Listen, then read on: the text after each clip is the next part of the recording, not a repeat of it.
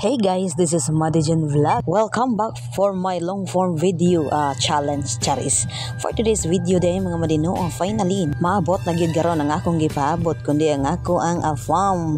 Charis labo pa ni sa afam. Dito mga badi for today's video day mga madino, magsugat din sa kumbana mga badi ko sumabot kay naabot na dahil siya gikan sa dama mga badi. So kini day nga video mga badi adto paning October 28 mga badi. So gitapol man tag voice over unya na busy sad ang person, so karon lagi din taon siya na nahihigayon nga na edit og na voice over nako mga badi no.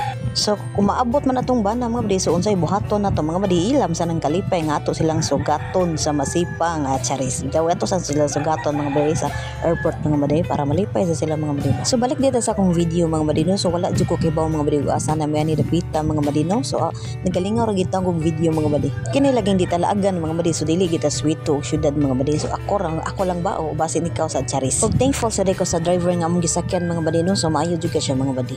At safety jud ta mga badi no. So mao na mga badi, kung tips lang ni nako mga badi no, kung gusto mo sakay taxi, i-sure lang yun ninyo kanang kailaran nyo para secure ang inyong kinabuhi mga badi. Og safety mga badi, kay karong panahon na mga badi daghan na kayong dautan sa kalibutan mga badi, lahi na sa una mga badi, sa una ungo ray kadlukan, karon taon ay kadlukan. Bitaw mga badi at this moment mga badi no, nga akong anak mga badi nang sige nagpangutana nako mga badi og hapit na ba daw ta maabot. Okay ni mga badi, finally mga badi naabot kami sa international airport mga badi no.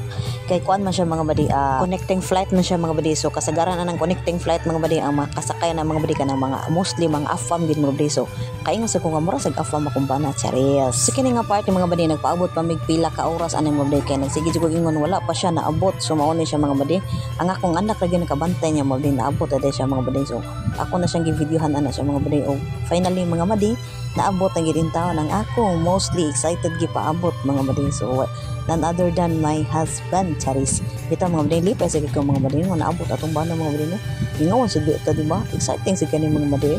So mauna ka mga badi no, nihangop na siya sa mga anak mga badi, kay gimingaw siya mga badi. Syempre hangop na siya nato mga badi di ba? Asawa gud ta, wala na kong video mga badi. So kini nga part mga badi no, so padung na sa ni pauli ani sa mo ani balik lang dai mig sakay taxi mo ra gyapon na gisakyan mga badi no, kay back and forth man na gisakyan mga badi no. Nanigoro lang gid down mi sa among safety og secure mga badi ba, kay lahi na biyarong panahon na mga badi no.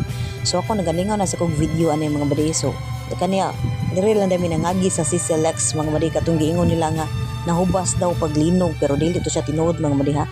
That's a fake news mga badi. By the way mga badi, so nindot gid siya agian ring dapita mga badi no, kay wala jud traffic mga badi. So nahog man ni siya shortcut mga badi, so dali ra jud ka maabot sa ato ang mga badi no.